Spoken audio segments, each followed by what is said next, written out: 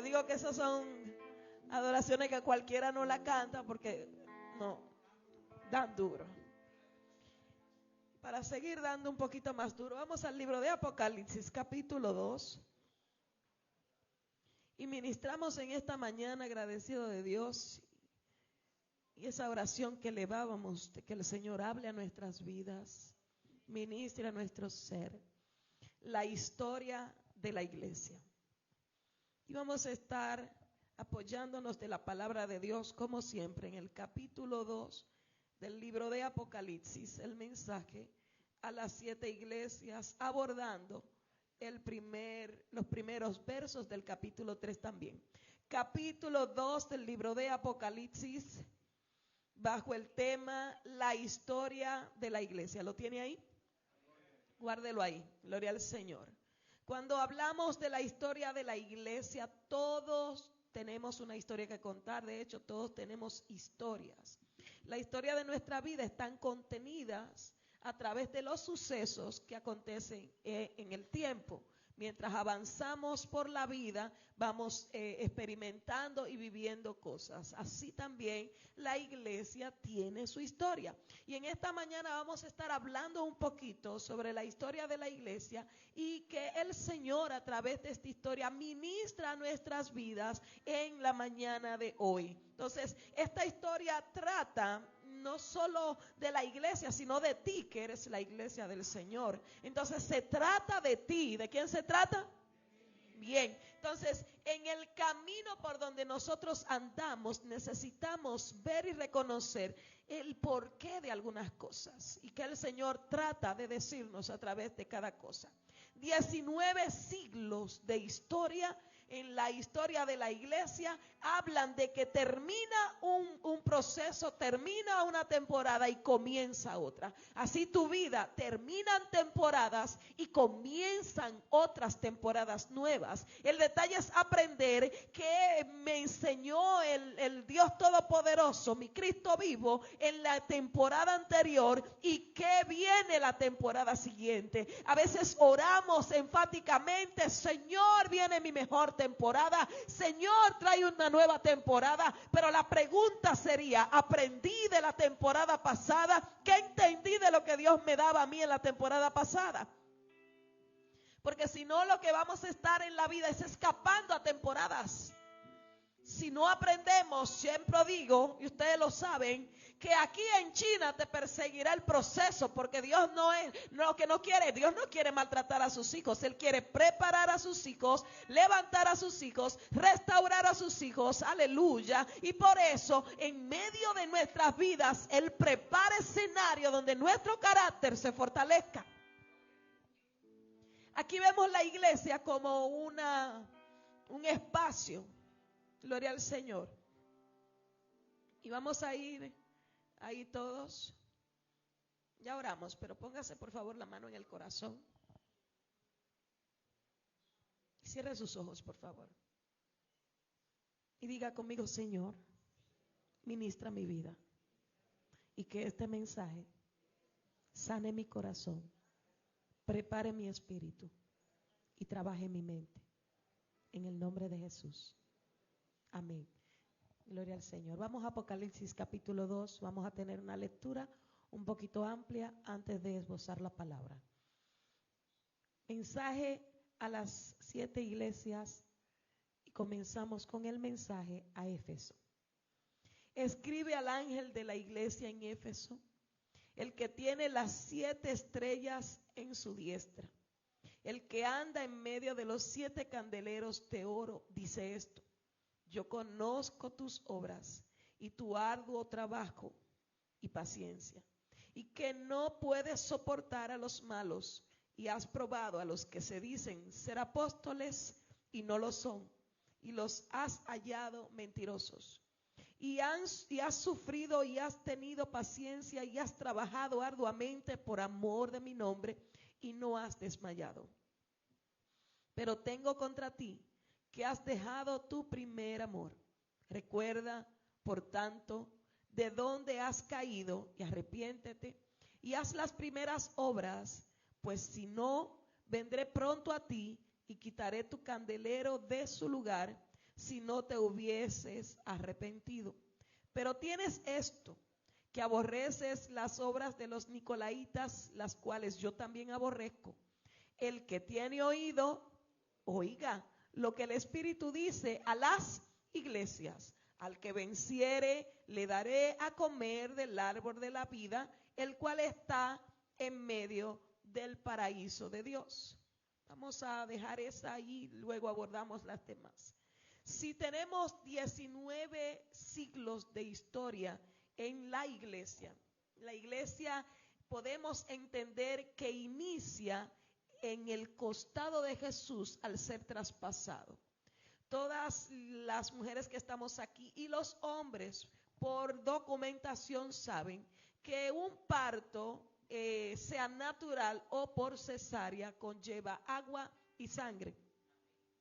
El líquido amniótico en el niño, gloria al Señor, está navegando en esta agua que se llama el líquido amniótico.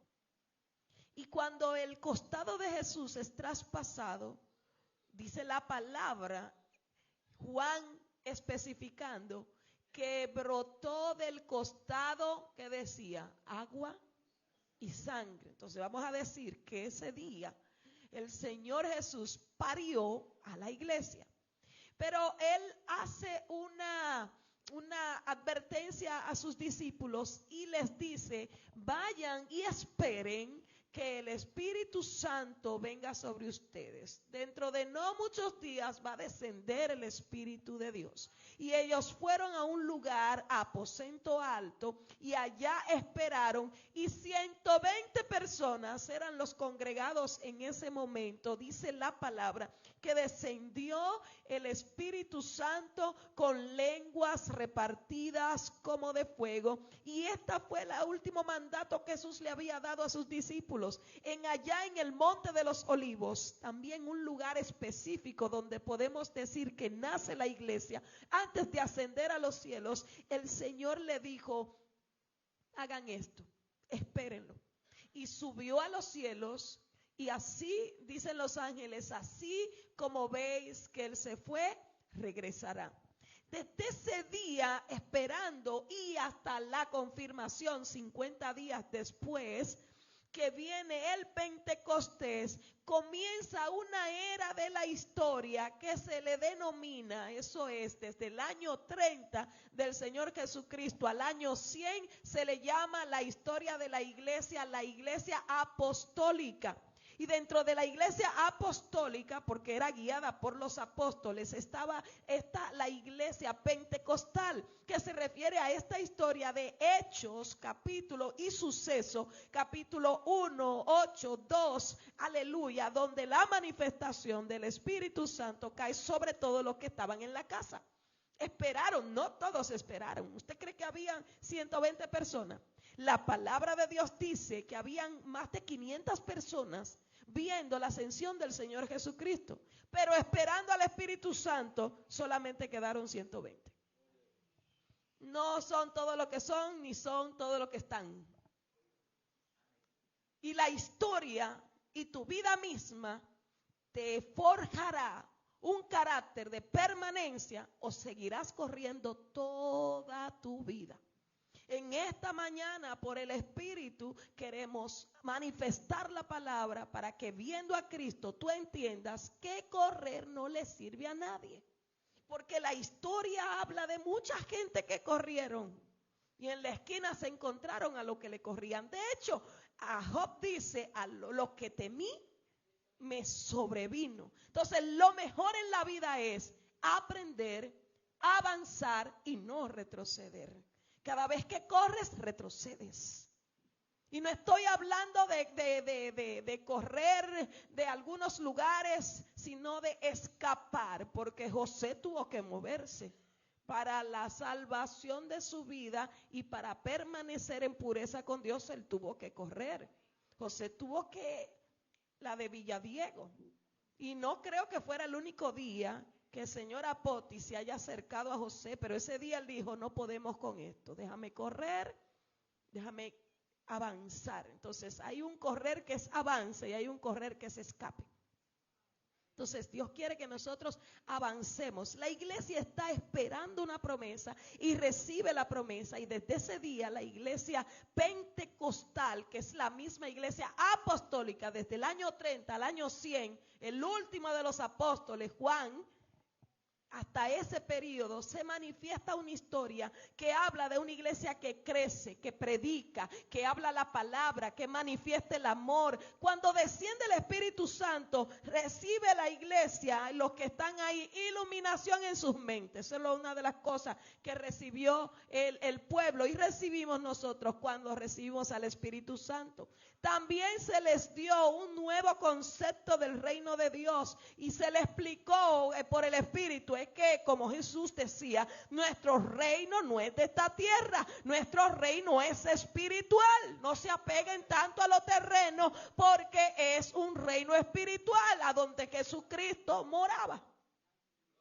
También con la repartición de lenguas repartidas como de fuego vino sobre ellos el fervor de espíritu y poder de expresión, porque hay un punto donde dice la palabra que después de esa llenura Pedro se levantó con denuedo y predicaba la palabra, o sea, le dio poder. Y si recibiréis poder cuando haya venido sobre vosotros el Espíritu Santo. A veces tenemos miedo, estamos medrosos, pero cuando el Espíritu Santo llega a nuestras vidas, entramos en una convicción y sabemos que lo que nos está mandando a hacer está respaldado por el cielo. Y no importa lo difícil que parezca, Él no nos va a dejar solo.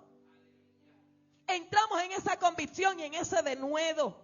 Entonces, ese fervor en el aposento alto habla de un arma que recibió la iglesia en ese momento. ¿Y sabe cuál era una de las armas más poderosas que tenía la iglesia del Pentecostés? Hablando de la iglesia apostólica de los años 30 al año 100, el testimonio. Esa gente se movía por testimonio. A Jesús le conocían cuando conocían a uno de sus discípulos, cuando les escuchaban hablar, cuando los escuchaban decir y hablaban de Cristo.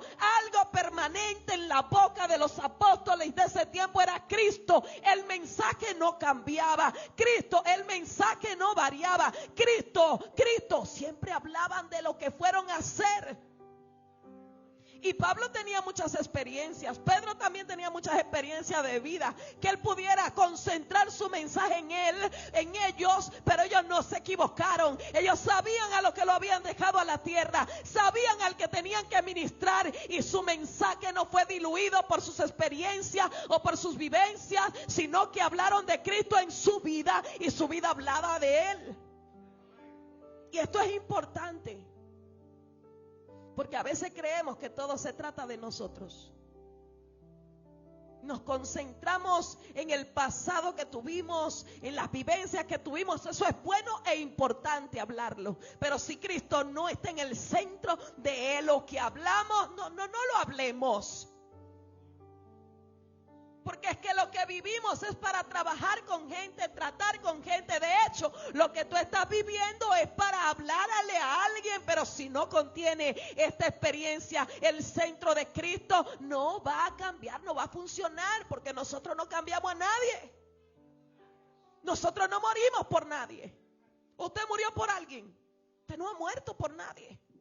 Cristo fue el que entregó su vida y Él es el protagonista de toda la palabra léxica que salga de nuestra boca, de nuestra memoria, de nuestro ser. Él debe comenzar a centrarse. Y Dios está ministrando mucho en nuestras vidas sobre eso. Parecía que la iglesia de los apóstoles, y hablando de esta específicamente, de la iglesia pentecostal, no tenía tacha. Unidad, fervor, testimonio. Ahí el que no daba testimonio, Pedro lo cortaba, lo sacaba, lo expulsaba. Era una iglesia que hablaba de la fe, el poder de la fe, pura de carácter, pura de carácter. Y usted diría, oh, pero Dios mío, qué iglesia. Y anhelamos muchas veces nosotros volver a ser esa iglesia del principio, ¿sí o no? Así tu vida y mi vida. Han habido momentos de Pentecostés. Han habido momentos de gozo, sin tacha, con fe. Han habido momentos de testimonio. Pero si se quedara todo ahí fuera un éxito. Pero la historia es historia porque tiene varios capítulos. Y tu vida tiene varios capítulos. Uno desagradable y otros agradables. Pero de todos, si Dios está en medio, tranquilo, que la historia completa al final dirá, y vivieron felices para siempre. Si esta iglesia no tenía tacha, ¿por qué Dios no la hizo ahí y levantó a todo el mundo después de ahí? En su libro estaba escrita tu historia. Y Él sabía que en el día de hoy tú estarías sentado ahí, sentada ahí. Y Él nunca, de los nunca, haría levantar una iglesia sin contarte a ti y a mí. Y su amor hizo que se extendiera el tiempo y a través del tiempo se vivió una historia. Si todo estaba perfecto, ¿qué pasó? Había un pero. Y todos tenemos un pero. Pero la iglesia le faltaba la obra misionera, el celo misionero. De hecho, para la iglesia apostólica, hablando de la primera, que es la del Pentecostés, el evangelio era sencillamente solo para los judíos. Pensar en los gentiles, que somos tú y yo, no estaba en la cabeza de muchos. Pero Dios sí tenía en su mente, y no solo en su mente, sino en el corazón, que tú y yo estaríamos en la lista de la iglesia del Señor Jesucristo. Y su amor se extendió. Y muchos tuvieron que sufrir para que ese amor se extendiera hasta hoy. Dios le regaló un estímulo a la iglesia del Pentecostés. Le dijo, está todo muy bien, perfecto, maravilloso, tienen fe, está muy bien. Déjenme regalarle un estímulo. Y el estímulo que el Señor les regala a la iglesia es la persecución. 15 años que se le llama la iglesia de la expansión, donde la iglesia se extendió, pero Él tuvo que regalarle el estímulo de persecución. Yo leí hace mucho de unos peces, no recuerdo exactamente la especie, del Japón, que era muy preferida en los restaurantes por su sabor y tenía una demanda muy grande. Los pescadores arriesgaban su vida mar adentro para encontrar ese tipo de peces, muy mar adentro. Hubo un tiempo que las tempestades, los peligros hicieron que estos pescadores no fueran tan allá y bajó la demanda de estos peces. Se les ocurrió la maravillosa idea de hacer apicultura, ¿cómo que se llama? Así mismo. Piscicultura, la otra es la abeja. Piscicultura, gracias, aquí aprendemos de todo. Y en esos estanques pusieron varios huevillos tesos y nacieron. Y eureka, muchísimos peces. Lo llevaron al restaurante, lo cocinaron y los comensales no les gustó, no sabía igual. Ellos buscaron las razones, no encontraban la forma de por qué no sabían igual. Investigando, viendo, se dieron cuenta y hicieron varias estrategias, pero no le funcionó. Se dieron cuenta que esos peces tenían que correr por su vida mar adentro. Entonces los pescaron, lo criaron y le metieron un tiburón en los estanques. Todos los estanques tenían un tiburón. Y los peces, tratando de correr por su vida, por su cuerpo se surgía sangre, líquido, todo eso que se movía por ellos correr hacía que el sabor fuera sabroso. ¿Qué cosa? Era para comérselo. Pero es posible que en nuestros estanques, en nuestras vidas, hayan metido tiburones. Porque el Señor quiere sacar un dulce y bueno y sabroso sabor de nuestras vidas. Un sabor, aleluya, que si lo podemos decir para comernos. Yo no estoy diciendo que Dios te quiere devorar, pero sí quiero decirte que Dios quiere devorarte. Dios quiere amarte. Dios quiere que tú tengas el mejor de los sabores. Y a veces necesitamos estímulos. quién no le han mandado un estímulo? ¿A nadie? ¿Quién tiene un tiburón en el estanque? Varios tiburones. Nada. Es igual que al hombre que le dijeron empuja la roca y la roca nunca se movió. Y él peleando le dijo al Señor, pero que esa roca nunca se mueve.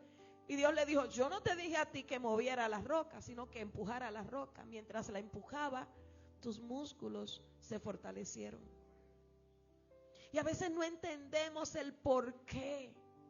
Pero si entendemos que Dios está en control, no importa el por qué, sabré que Él tiene control y que sus planes son perfectos y mejores que los nuestros. Eso estaba más o menos pasando en la iglesia de Éfeso, en el capítulo 2, donde estuvimos leyendo. Éfeso significa fuego ardiente. O sea, estamos hablando que hay una iglesia que tiene el nombre de fuego ardiente, pero que dejó de arder. Es igual que usted diga por ahí que Cristo es su pasión y usted no tenga ni pasión ni Cristo.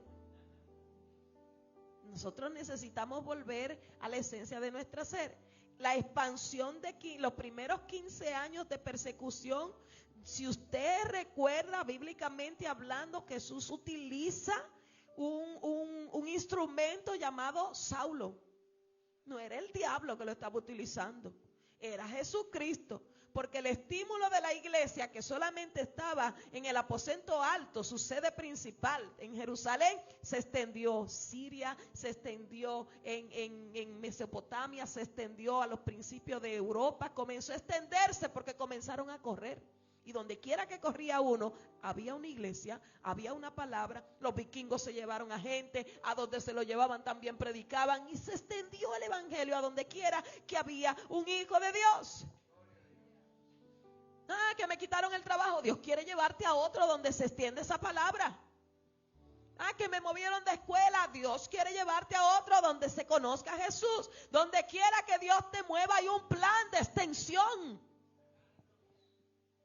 Y nosotros estamos como los apóstoles de aquel tiempo. Nos queremos quedar aquí, todos apiñados porque estamos muy bien. Y mandaron los tiburones. Yo no sé en qué área Dios quiere que tú crezcas, pero hay tiburones que están azotando tu vida para crecer. Y en la área que generalmente Dios quiere que nosotros crezcamos se llama en nuestro carácter, en nuestra propia persona. Porque ese es el mayor reto que todos tenemos, nuestro yo. Y quisiéramos asesinar al yo. Encontramos a Pablo hablando de que él iba a matar a su yo, pero parece que todos los días en la mañana resucitaba. Se levantaba primero que Pablo, su yo. Y yo no sé a cuáles aquí se le levanta primero el yo que usted mismo. Y se le hace difícil, pero aleluya, hay algo que es certero. Que es que cuando Jesús viene a nuestra vida, el yo se muere. Y si no se muere, entiérrelo vivo. Esto es una carrera. De hecho, el evangelio no es una carrera del que llegue primero, sino de permanencia. De permanencia. Esto no es de rapidez. Esto es de quien permanece. Por eso la Biblia habla en el libro de Apocalipsis de vencedores. No habla de la iglesia de Cristo en mi pasión, de la iglesia de la esquina. Habla de vencedores. Porque muchos comienzan, pero no todos terminan. Y ese Pablo que Dios usó para hacer que la iglesia se extendiera, cuando comenzó Pablo a azotar, ya cuando la iglesia estaba extendida, ahora el Señor le dijo, ahora te voy a usar para extender este evangelio. Y es el Saulo que Dios llama y ahora se convierte en Pablo y se convierte en el misionero número 1 de la iglesia. Pablo viajaba. Era un instrumento antes de venir a los pies del Señor. Por eso yo quiero decirte que tú estás aquí, tal vez no sirve al Señor o tal vez tú entiendes que no lo tiene en tu corazón. Eres un instrumento de Dios aún antes de llegar. Porque es igual que el que hace una licuadora y la pone en la tienda. No es licuadora. ¿Es licuadora? ¿Está licuando? No, pero es licuadora. Antes de hacer la función, ya fue creada para esa función.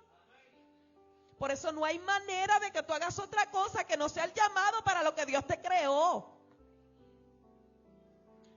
Apocalipsis 2:5 le recuerda el Señor a Éfeso: recuerda por tanto de dónde has caído. Ve a tu historia, mira, ve en qué pata, cuál fue la pata que metiste. Revisa. Muy bien, Éfeso, eres celosa de Cristo, pero sin pasión. Defiende la verdad, pero no vives con la verdad. Y a veces andamos de forma similar, todo correcto y perfecto, pero nos falta amor, nos falta empatía. A veces queremos matar al otro cuando Dios tiene paciencia conmigo y yo no puedo tenerla con otro. Entiendo que Dios puede perdonarme, pero que no puede perdonar al otro. Y somos tan duros que el Señor nos recuerda: no seas tan duro, porque yo te he llamado para amar. Amor no quita conocimiento, ni tampoco te hace aliado del pecado, pero te hace reconocer cuándo levantar a una persona que está en el suelo y no ponerle el pie sobre el cuello. Y es importante nosotros recordar que somos gentiles. Algunos dirían la sobra, pero yo voy a decir como aquella mujer sirofenicia: no importa que con la sobra yo tengo, Señor, mándame la migaja. Y siempre veo esta expresión y yo me imagino en ese momento, cuando tú tomas el pan, antes de comértelo ya están cayendo la migaja. La verduga dijo: yo como primero que ustedes. Y dio chin o mucho. Dios es un Dios que puede sanar un cáncer, o que te puede sanar un dolor de cabeza, pero no puede salvarte y resucitarte. Dios es Dios. Dios no pone mucho poder para sanar un dolor de cabeza y mucho poder para... No, Dios es Dios. Donde Él tocó, sea dolor de cabeza, sea cáncer, sea muerte, sea dificultad, es Dios. Y en su esencia Él hace el milagro. Es nosotros que aquí limitamos el poder de Dios y creemos: bueno, el Señor me va a quitar este dolor de cabeza, o me va a sanar de qué, del estómago, me va a sanar de esto, porque lo veo simple y creo que es posible. Pero cuando dice: vamos a orar que tal persona está al punto de morir, ahí lo vemos difícil. Es para usted que es difícil, pero al Dios mío que te sanó el estómago, que te sanó la cabeza, a Él le da igualito sanar un cáncer y levantar a un muerto. Él no dice: hoy voy a salir con la capa de menos Dios porque voy a resolver par de gripe. No, mi Dios es Dios en todo momento. Y nosotros tenemos que entender que Dios es todopoderoso siempre. Que esas limitantes que nosotros nos ponemos cuando tú tienes un problema y dices: Señor, ayúdame, y tú mismo te dices: está difícil para ti, pero al Dios que tú le sirves, todopoderoso. Para la iglesia de Éfeso le dijeron: Tituá se le fue el primer amor. Muchos hablan del primer amor, de esas primeras acciones y obras que uno hace cuando está enamorado. Y yo quiero ponerle un poquito más allá. Tu primer amor es como si fuera tu primer novio. El primer amor dice que el primer novio se te queda en el corazón. Plepla y plume burro de la gente. Pero Jesús es el primer amor. Él es el primer amor. Él te enseñó lo que es la vida. Él te enseñó lo que es amar. Él te enseñó lo que es estar en un lugar de paz aunque todo se esté desmoronando. Él te enseñó a tener gozo aunque todo el mundo esté llorando. Él es tu primer amor. Y es como decir: yo vuelvo a tener amores con Cristo. Le está diciendo a la iglesia de Éfeso: dame amores. Vuelve otra vez. Hablemos toda la madrugada diciendo: ¿y quién se duerme primero? Cierra tú, no yo. Cierra tú, no yo. Ay, cierra. Sí, enamorémonos otra vez. Jesús está buscando el corazón de su iglesia, porque cuando estamos enamorados de Jesús, actuamos como Jesús, hablamos como Jesús, aleluya, y ministramos a Jesús. Estamos tan enamorados que estamos siempre listos. Para mi tiempo, los minutos eran gratis. Ahora volvió otra cosa que WhatsApp, pero antes los teléfonos eran gratis, los minutos. Y ahí hablaba yo hora muerta con mi esposo. En ese momento mi novio, después que yo llegaba de la universidad, que llegaba bien tarde, 10:30, 11 de la noche, que a veces me acompañaba y cuando llegaba también me llamaba. Y ahora van y ahora vienen. Y yo entraba a trabajar a las 7 de la mañana, al otro día tenía que irme a las 5. Eso es amor. Cuando tú sacrificas tu sueño para hablar con el que tú amas, eso es amor. Pues Jesús está esperando que 2 o 3 se enamoren y sacrifican sus sueños para hablar con el amado. Aunque tengas que ir al otro día a trabajar, Él está ahí. Y cuando tú le digas, cierra, Señor, nunca cerraré, siempre estaré contigo hasta el fin del mundo. Ese es el primer amor del que habla la iglesia de Éfeso, el Señor diciéndole, dejaste esto. Y yo te digo en esta mañana, de parte del Señor, a través de esta lectura, dejaste esto, pues vamos a buscar la parte, como dice, en lo que has caído. Recuerda, ¿qué no haces ahora que hacía? Y a veces tenemos la cabeza tan duro y el carácter incambiable que decimos, parece que Cristo no tiene poder. ¿Cómo que no? ¿Cambió a Pablo? ¿Cambió a Pedro? No te va a cambiar a ti. El detalle es que nos dejemos, porque esta gente renunciaron a su propio ser para que sea Cristo. Pablo decía, muero al yo para que viva Cristo en mí. Ese fue el tiempo en el que vivió la iglesia del primer siglo, la iglesia apostólica. Y si algo aprendemos de esta iglesia, y me encanta, es que el centro de toda la predicación es Cristo. Si usted va a cada epístola del apóstol Pablo, 13 de los 27 libros del Nuevo Testamento, el centro es Cristo. Pero el apóstol Pablo, todas sus epístolas la comienza con Cristo.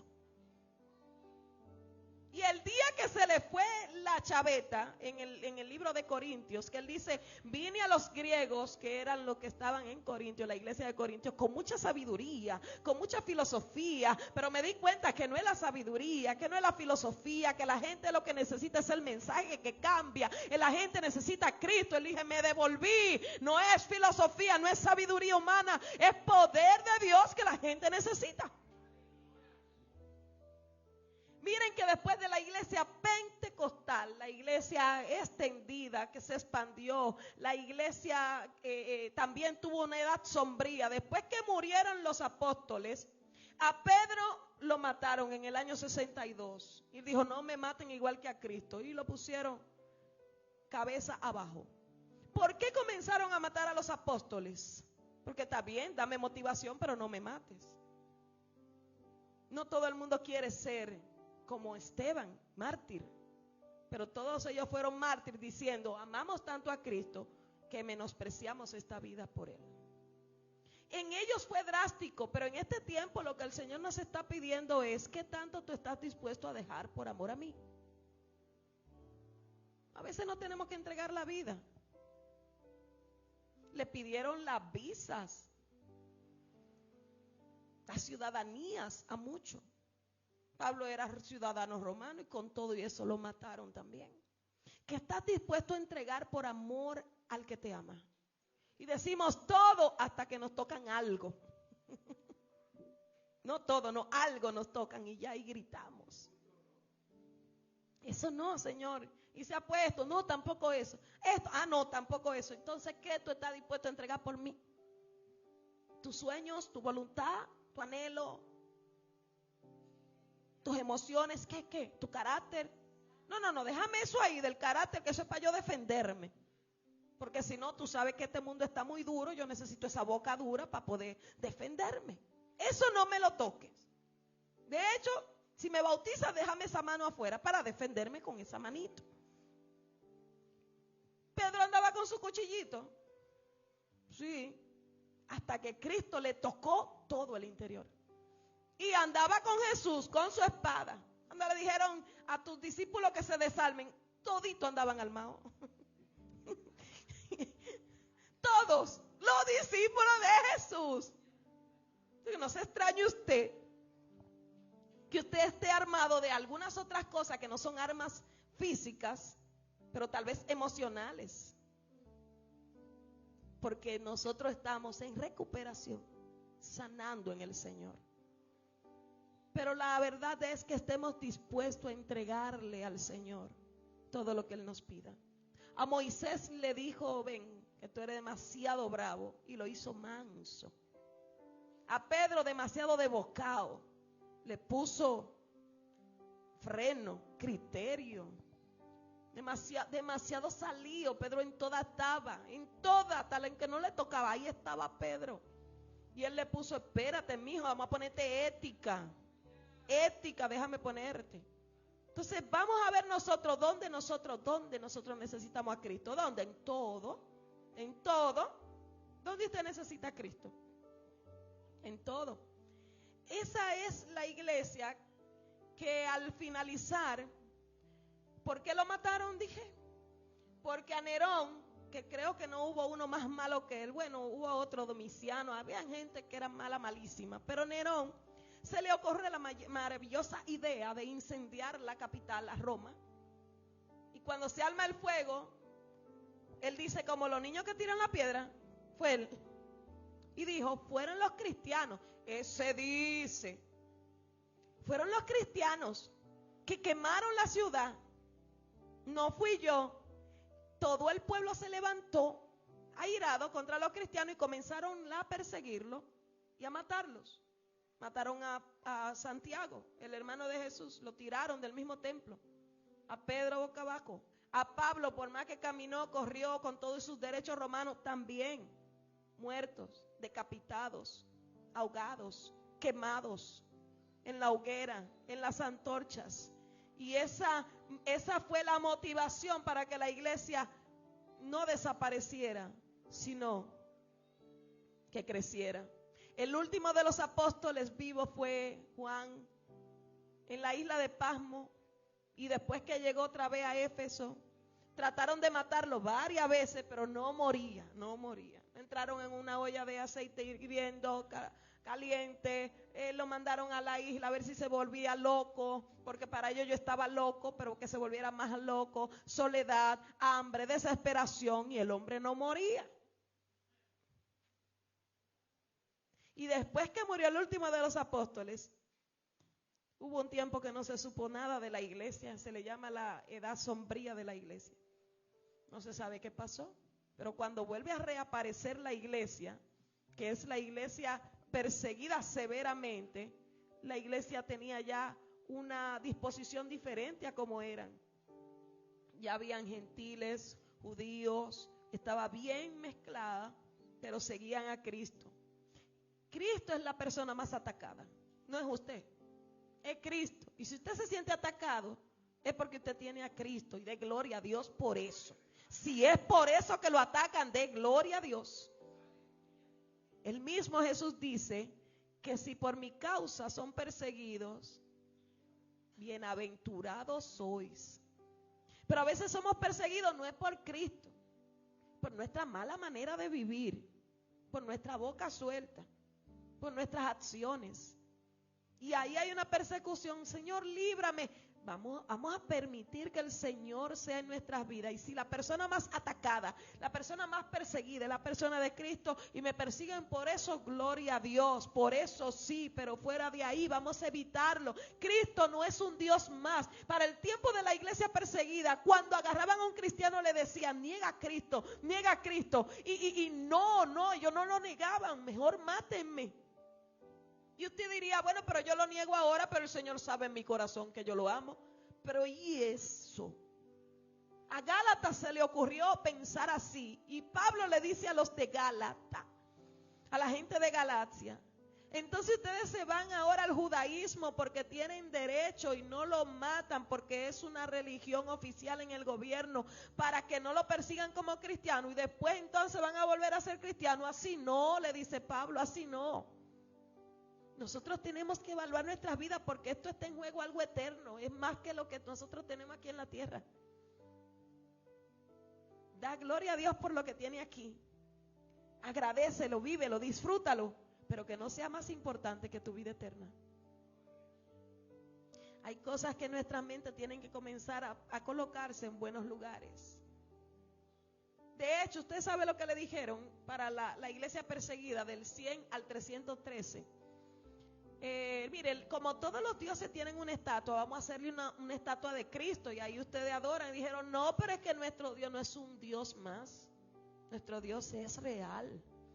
Y Él nos dijo que no nos hagamos imagen de Él. No vamos a entrar en idolatría aunque tú le pongas el nombre de nuestro propio Dios. Dios es Dios. Él es Cristo, el Cristo vivo. Y eso provocó ese tiempo de la iglesia perseguida, que la iglesia se purificara. Pregúnteme por qué. Porque no todo el mundo se quedaba con esos problemas, con esa persecución. Lo que se quedaban era porque eran. Entonces se purificó a la mala.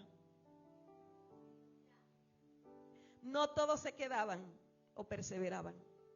La iglesia perseguida, para revivirla, fue un instrumento de mucho dolor. Pero eso fue para revivirla. Y eso habla la Biblia en el libro de Apocalipsis, en el capítulo 2, hablando de la iglesia de Esmirna. El verso 8, oiga lo que dice la palabra. Y escribe al ángel de la iglesia en Esmirna: el primero y el postrero, el que estuvo muerto y vivo, dice esto. ¿Cómo dice? Yo conozco tus obras y tu tribulación y tu pobreza, pero tú eres rico. Y la blasfemia de los que se dicen ser judíos y no lo son, sino sinagogas de Satanás. No temas en nada lo que vas a padecer. He aquí el diablo echará a algunos de vosotros en la cárcel para que seáis probados y tendréis tribulación por 10 días. Sé fiel hasta la muerte y yo te daré la corona de la vida. El que tiene oído, oiga lo que el Espíritu dice a las iglesias. El que venciere no sufrirá daño de la segunda muerte. Esa parte que dice 10 días habla de 10 emperadores que hicieron una persecución contra la iglesia tremenda. En los jardines de Nerón, donde se incendiaban los cristianos, que de hecho es donde está el Vaticano, eso era todas las noches antorchas encendidas. Hubo uno de los que perseguía a la iglesia que escribió una estatua y le puso a la estatua para los cristianos perseguidos, a los que estamos matando, honrando la matanza a los cristianos. Pero el Señor le está diciendo a esta iglesia: no tengas miedo. No tengas miedo al tiburón en el estanque, solo nada. Yo me ocupo de cuidarte. Y esto lo traemos a nuestras vidas. Y Dios te dice: no temas en nada, sé fiel. Porque si tú eres fiel, yo me ocupo de los otros. Yo me ocupo de tus persecuciones. Ay, pero mataron a los cristianos, no ven a matar. Tranquilo, si Dios es contigo, nada contra ti. Todavía el arma que te va a destruir no está hecha. Eso es lo que dice Isaías. Ningún arma forjada contra ti prosperará. Si tú eres fiel, Él es fiel. Miren, Él es fiel sin usted ser fiel. Y si usted es fiel, imagínense. Imaginen un Dios que le promete a Abraham, que le promete a Noé. ¿Qué le prometió a Noé? Que no iba a destruir más la tierra con agua. Le promete a David que su descendencia iba a estar siempre en trono. Y esa gente murieron y su pacto no cambió porque ellos murieron, siguió siendo fiel. Entonces, si un Dios es fiel a la promesa de alguien que se murió y todavía sigue siendo fiel, imagínate contigo que estás vivo. Él es fiel, no tengas miedo, no temas, sé fiel. Y la fidelidad habla de que no importa lo que esté pasando. ¿Saben lo que pasó? Uno de los Policarpio era el pastor de la iglesia de Esmirna, y a él lo persiguieron, lo tomaron preso, y le dijo a un soldado: ay Policarpio, ay pastor, niegue a Cristo para que no padezca eso. Y él dijo: yo tengo 86 años y en esos 86 años Dios ha sido bueno y fiel y Él nunca me ha faltado. ¿Cómo le voy a faltar yo ahora por un día? Hermoso. Lo que nos dejan esta gente es esperanza. De que a veces lo que no tenemos es el helado de fresa que yo quería. Que a veces no encontramos la correa perfecta para la ropa. A veces lo que tenemos es que el trabajo me canceló. Señores, estamos hablando de que esta gente estaba en prueba con su propia vida. Y nosotros estamos gritando por una situación que ahora mismo usted está calculando que es sencilla. Y usted diría, pastora, no es sencillo lo que yo estoy viviendo. Pero no estás solo, no estás sola. Y tu fidelidad te va a llevar hasta donde Dios quiere que vayas. Mientras tanto, aprende de todo lo que te están dando, porque es un aprendizaje. Es un paseo por la experiencia. Es un paseo por avanzar. Entonces, la iglesia de Esmirna, nada que ver con la liviandad. Nada que ver. Y esa es la pregunta, ¿qué tanto amamos a Cristo? Pregúntate a ti, ¿qué tanto yo amo a Cristo? ¿A dónde yo estaría dispuesto o dispuesta a llegar por Cristo? Por Cristo. ¿A dónde estaría yo dispuesto a llegar por Cristo? 3. La iglesia imperial. La iglesia imperial, su historia está desde el 313 después de Cristo hasta el 476. Aquí esa persecución se detuvo. Dios utiliza a un emperador llamado Constantino y se levanta. El hombre no era cristiano cuando comienza a ser emperador, pero tenía empatía hacia los cristianos y se convierte al evangelio. Y entonces cesa la persecución. Pero dice Jesse Lehman de la siguiente manera: el cese de la persecución fue una bendición, pero el establecimiento del cristianismo como religión del Estado llegó a ser una maldición. En la iglesia imperial había un grave problema. No era el cristianismo transformando al mundo, sino el mundo dominando a la iglesia. Fue como un convenio: no te mato, pero entrégame tu esencia. Pero así no, ¿verdad? Entonces, la iglesia se unió al Estado y la religión oficial de ese tiempo, que ya no era Roma la potencia, sino Constantinopla la ciudad, era el evangelio, era la iglesia de Cristo. Pero ahí entonces se le dio poder a la iglesia, se le dio posición y todo, vengan todos. Se comenzó a hacer una mezcla. La iglesia no siguió siendo pura, sino que fue impura porque tenía que adoptar y aceptar todo lo que había. Es igual que un partido, se arma un partido y vengan todos, todo lo que tiene en su maña. Si usted no establece un orden, todo va a cambiar al orden. Pero la iglesia de Jesucristo, no importa cómo tú te sientas, que tú quieras, sigue siendo la iglesia. Y eso no puede cambiar por conveniencia. Eso no puede cambiar. Penosamente, la iglesia tenía compromiso con el Estado. Y habían cosas que no podía eliminarla. Tenía permiso. Se convirtió en una iglesia permisiva con el pecado y perdió la esencia porque se mezcló. La iglesia de Pérgamo habla de eso. Mitad Cristo, mitad mundo. Un evangelio híbrido. ¿Qué tan híbrido soy? La pregunta para nosotros. Esto es un mensaje para nosotros. ¿Para quién?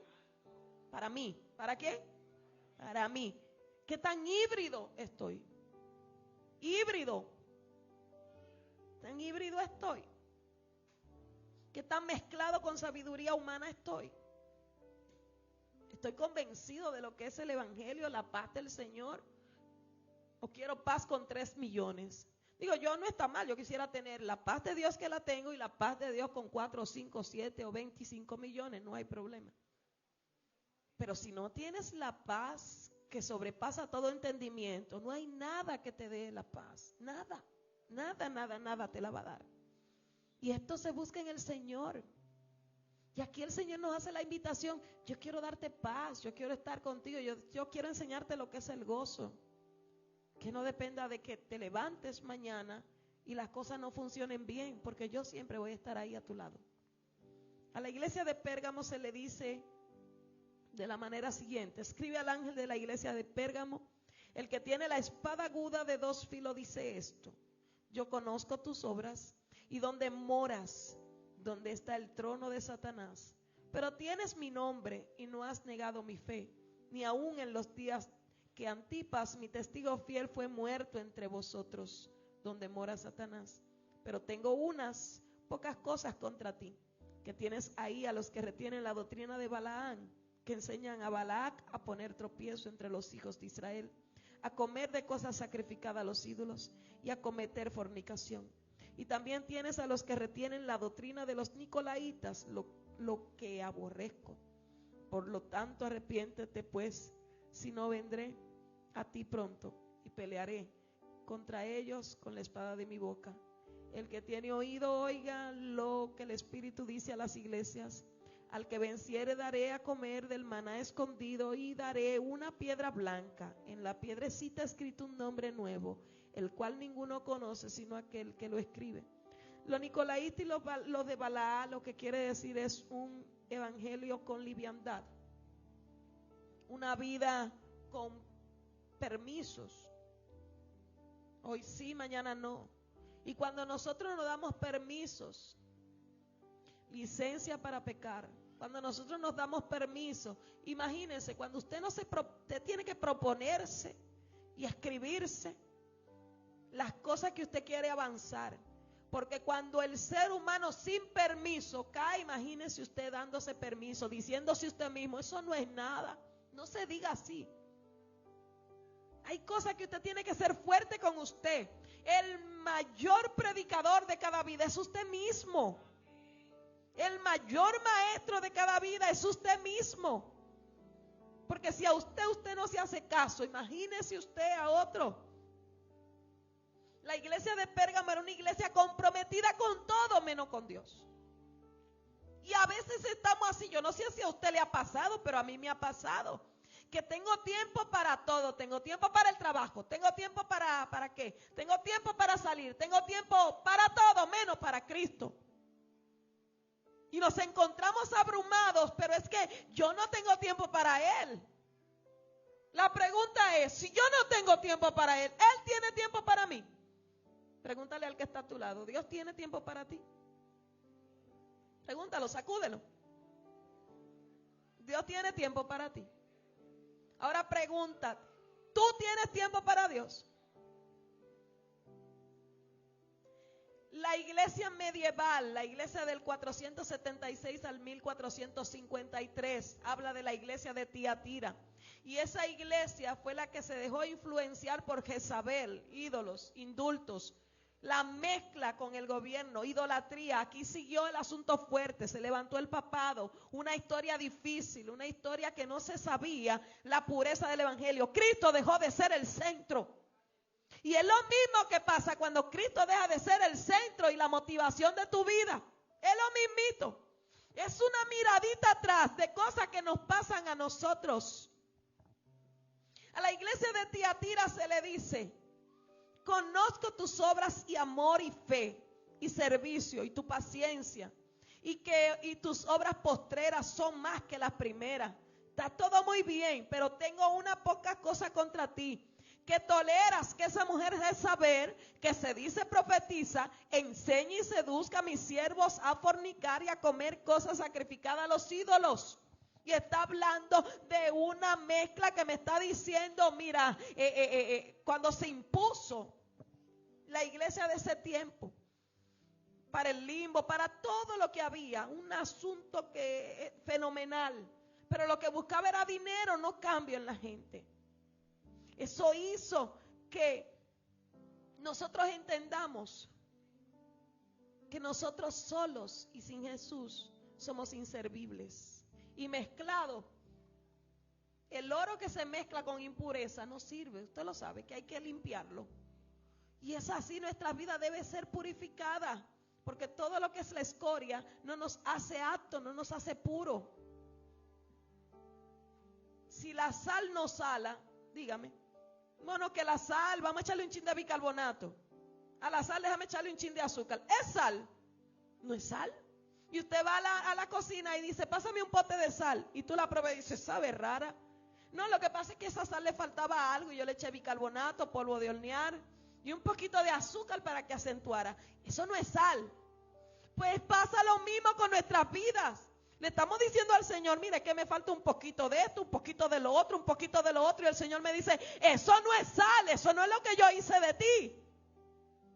Yo te necesito pura como te dije. Entonces, si la sal no sala, ya no es sal. Pregúntese usted en su mente si usted es sal o qué tan mezclado estamos. Yo aquí hablando para mi vida y trabajando para que la mezcla, aunque sepa más o menos con el tono de sal, no entre a mi ser.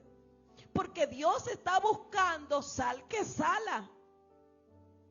A los que compran, una vez me recomendaron, mire, esa sal no es muy saludable, compre esta, sal marina era. Marino yodada. Si se debe. Yo compro mi sal, creo que era marina.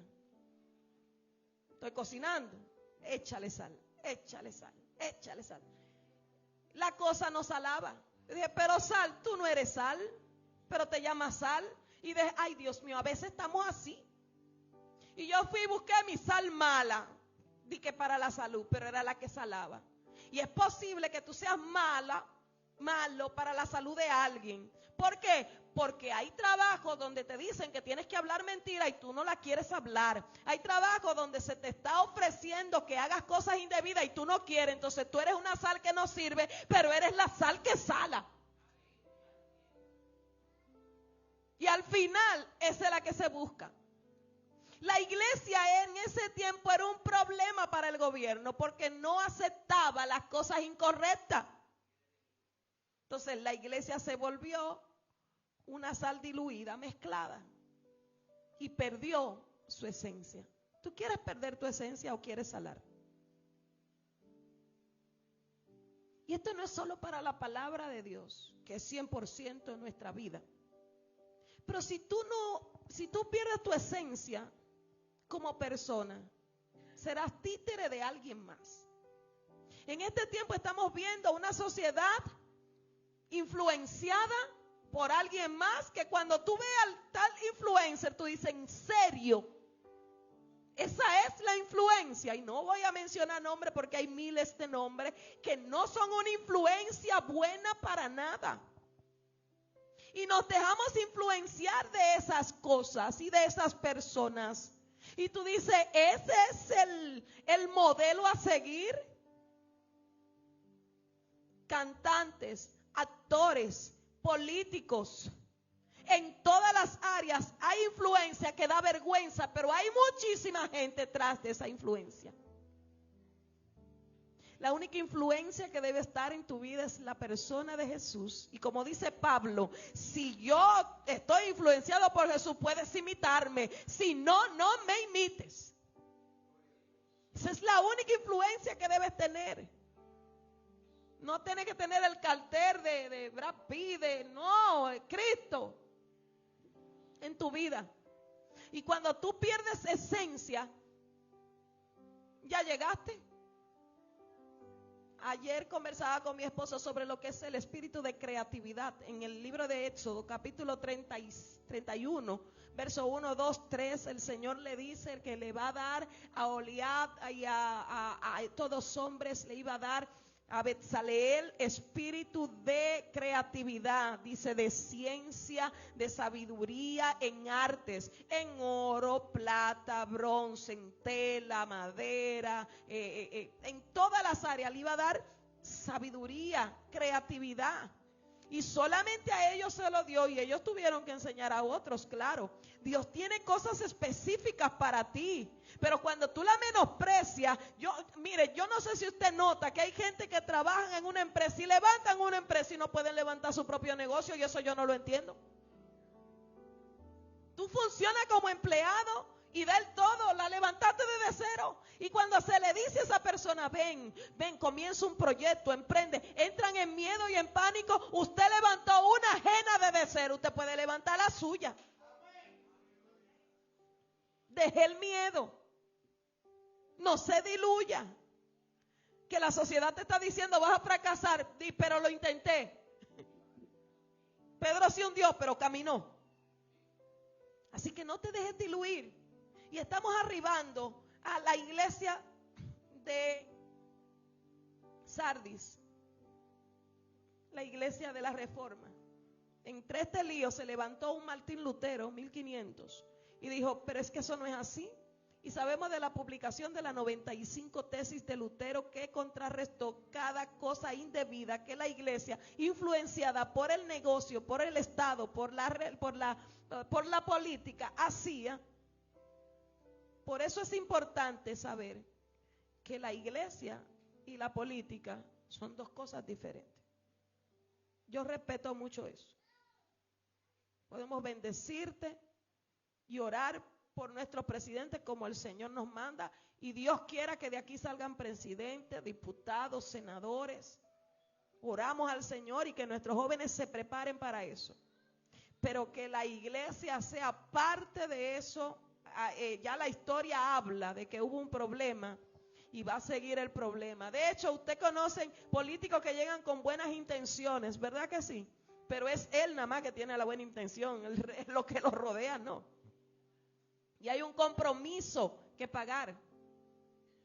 Pero se puede, porque hay un ejemplo, Nayib Bukele se levantó y limpió todo. Se puede, ¿verdad? Pero la pregunta es, yo estoy llamado en el Señor a hacer esto, y con todo y se puede, nosotros no vemos al Salvador, la iglesia haciendo el Estado. No, la iglesia, el Estado de la iglesia es Cristo. Y esa es la sal que sala y no puede dejar su esencia. La iglesia de Sardis le dice, acuérdate de lo que has recibido y has oído. En la iglesia de Sardis había un falso evangelio. Un falso evangelio es vivir para el mundo y tener a Jesús como pantalla. Se veían bien por fuera, bonito, próspera. Como la higuera tenía hojas, pero no había frutos. Entonces hay que cuidar el secreto, nuestra intimidad con Dios. Todos estamos expuestos en lo mismo. Y este mensaje, que no es un mensaje de lo que usted brinca, tira patá, es uno de los que queda dentro para hacerte reflexionar en tu vida diaria. Si esta semana, cuando usted llega a su casa, usted pone un coro fogoso, brinque, salta, se jala los moños, todo lo que usted quiera.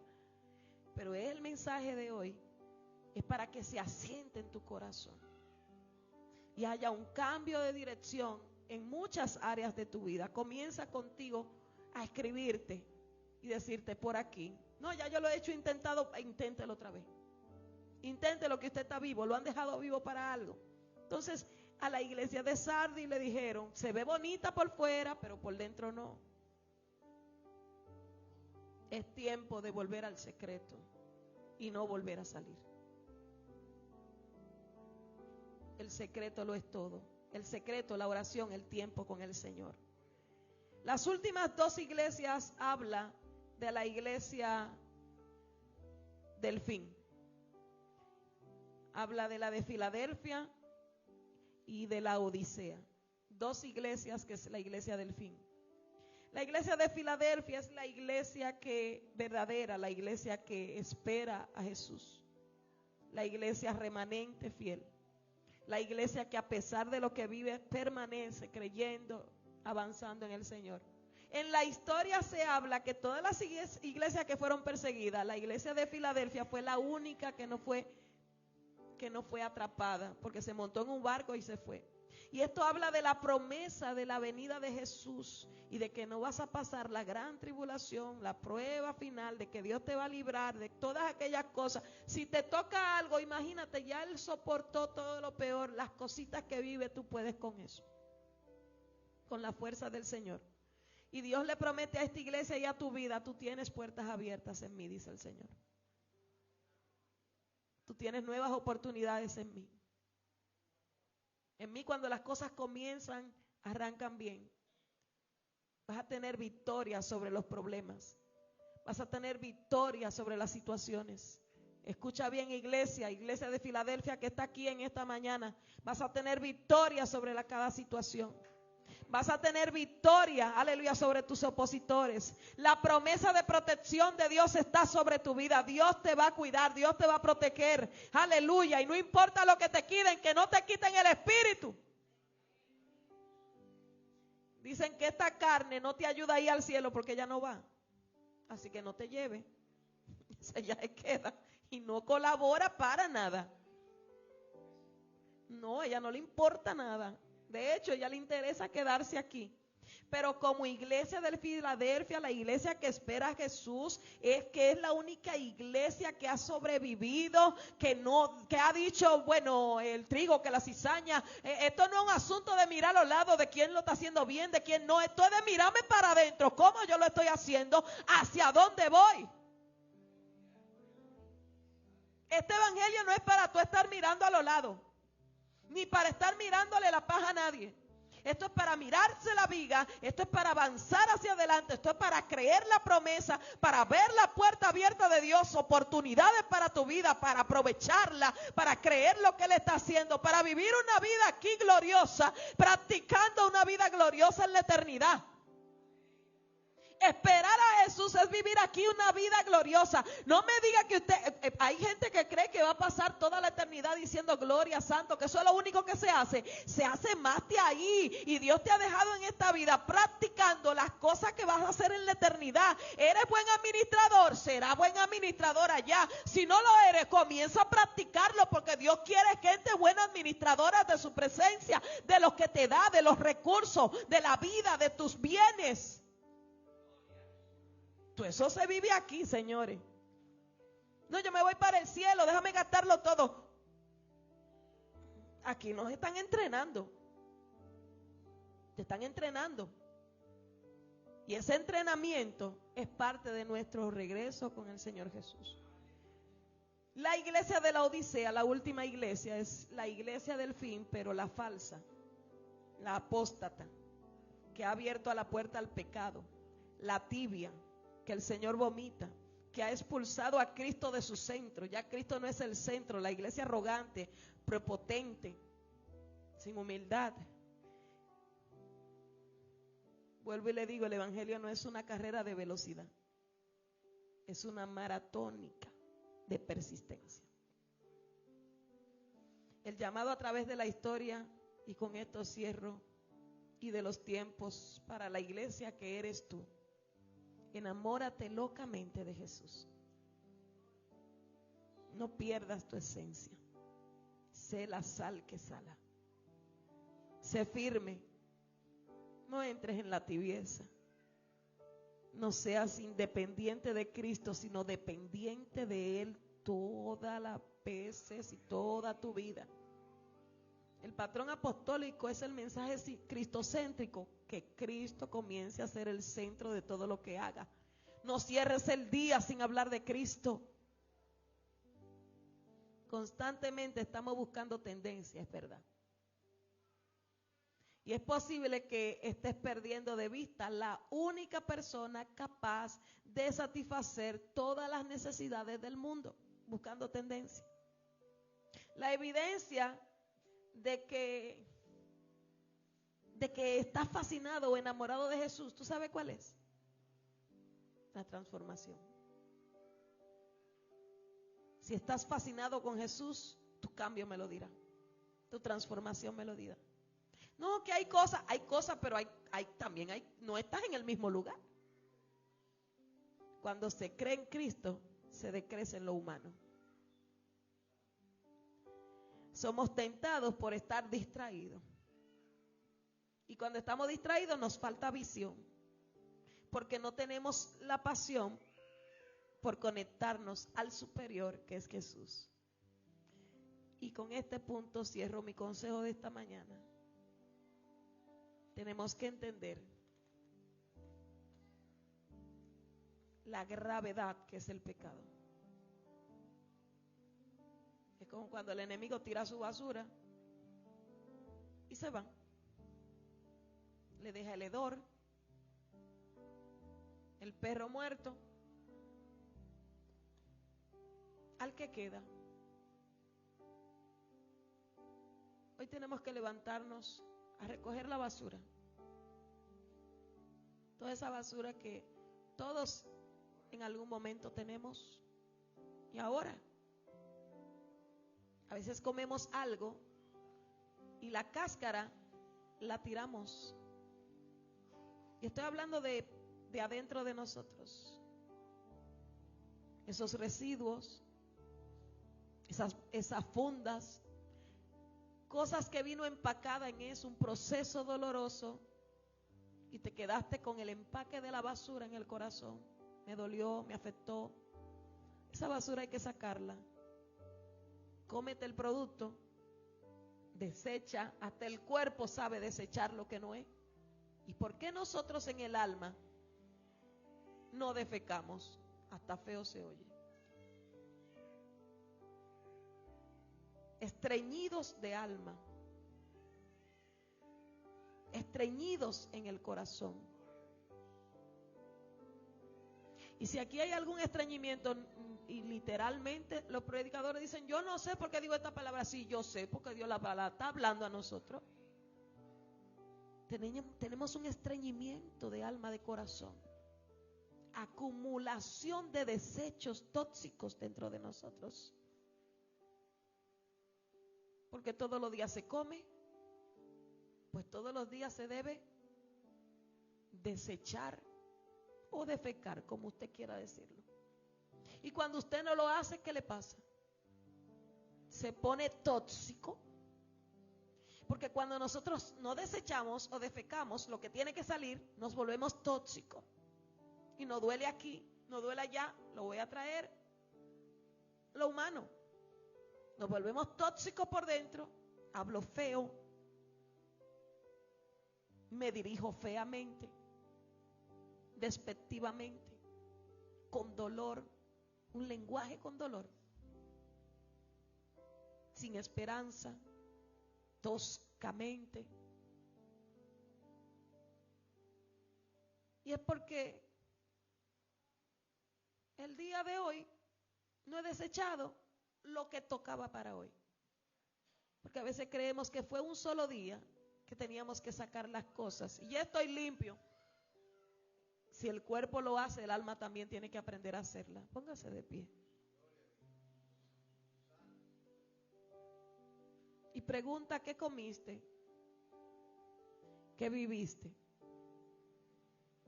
¿Qué experimentaste? Todo el mensaje te trae a este punto básico. Te pasó la historia. ¿Qué hiciste con todo lo que viviste? Aprendí, pero ¿aprendiste o quedan residuos de basura?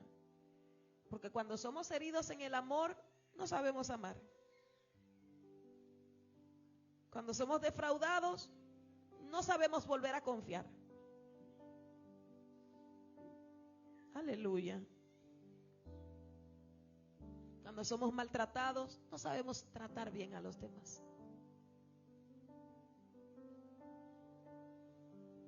Y sería bueno con nuestros ojos cerrados preguntar qué tiene que salir de mí.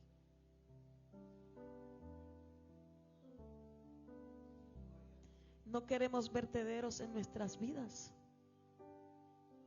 Queremos que toda esta historia que nos enseña y que hemos vivido en nuestra historia, podamos aprender que Jesús quiere que quede en nosotros lo mejor, que Él es el centro, que Él nos ama, que nos toma de la mano y no nos deja.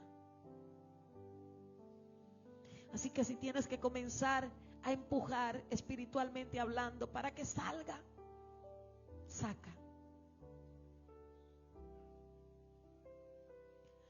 Señor, gracias. Aleluya. Dile, Señor, hay cosas que yo ni siquiera sé que están ahí, pero hoy siento que tú quieres hacer una limpieza y yo quiero que la hagas. Yo te permito que entres a mi corazón. Hoy tengo la oportunidad de acercarme a ti y quiero acercarme a ti.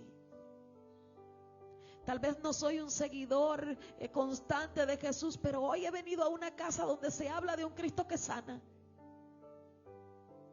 Yo aquí hablando por ti, haciendo una oración por tu corazón, pero haz tu corazón, haz tu oración.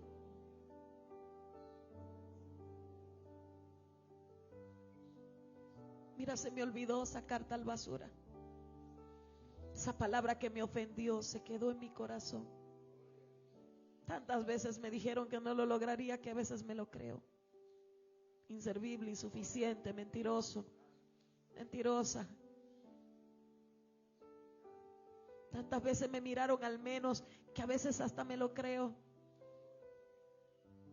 Hoy, Señor, sacamos toda esa basura, porque a través del tiempo tú nos enseñas que no importa lo que pase, tú nos das motivación para seguir adelante, multiplicarnos y hablar de ti.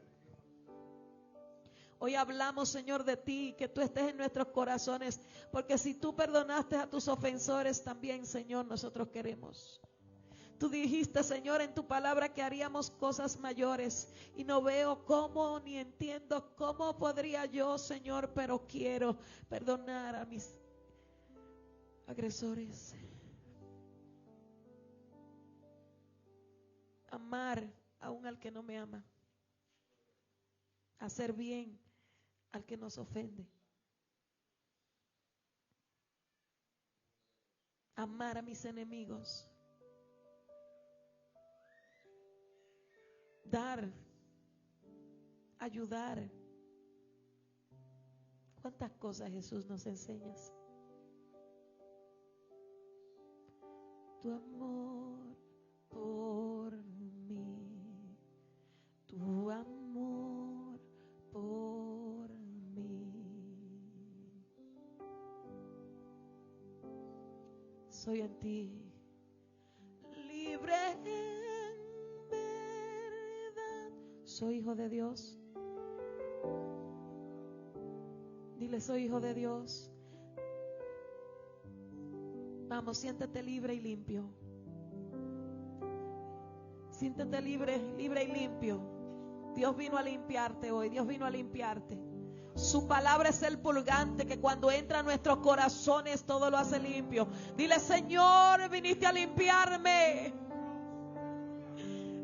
Tu gracia en mí, tu amor por mí. En él libre en verdad, soy hijo de Dios. Si lo soy, estás en la casa, en tu casa, Dios, sitio hay para mí. Soy hijo de Dios. Si lo soy, Padre, recibimos tu Espíritu Santo hoy limpiándonos por dentro.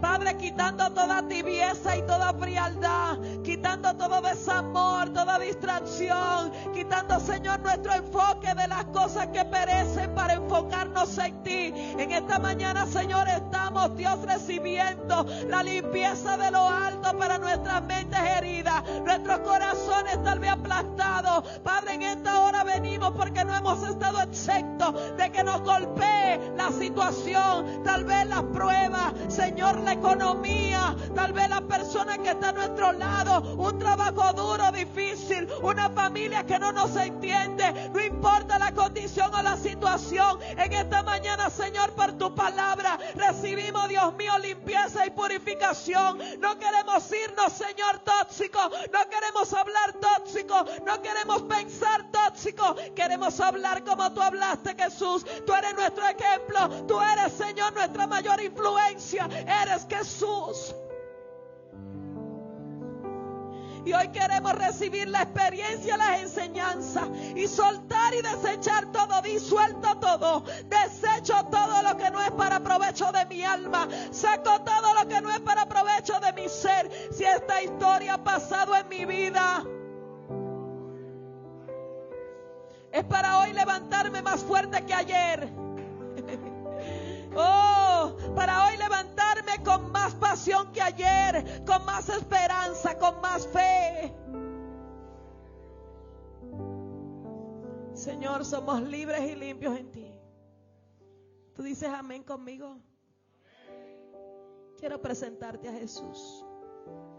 Y como todos estamos en condición similar, yo te invito a que vengamos a Jesús y hagamos esta oración que restituye nuestro tiempo con Él y nuestra vida con Él. Es tiempo ya de vernos por dentro. Sin contar que nos vimos por dentro ayer, antes de ayer, o la semana pasada, o el mes pasado, o el fin de semana pasada. Hoy es hoy. Y cada vez que comas y tengas que ir al baño, tendrás que recordar este mensaje y pensar en la condición de tu alma, en la condición de tu espíritu, en la condición de tu corazón, porque esa es la palabra que nos regala gracia. Y venir a los pies del Señor y decirle: hoy desecho esto que no debe estar aquí, solamente era el empaque del regalo que trajiste.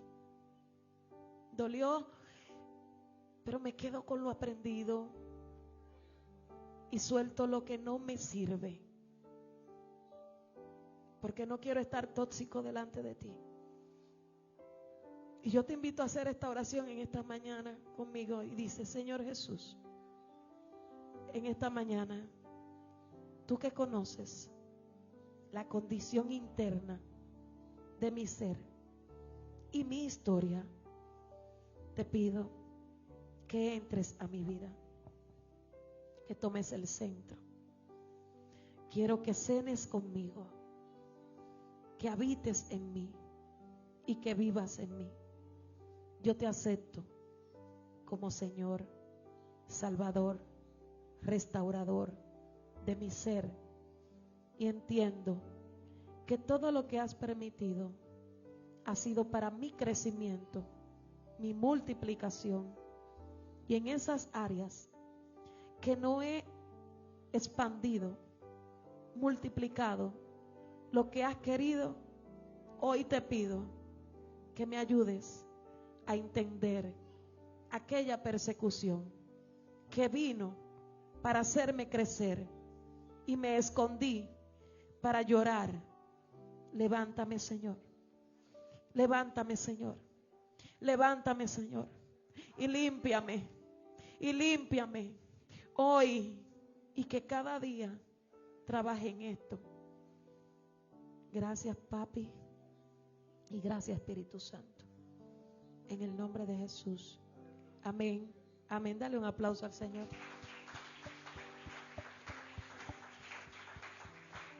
Dáselo fuerte.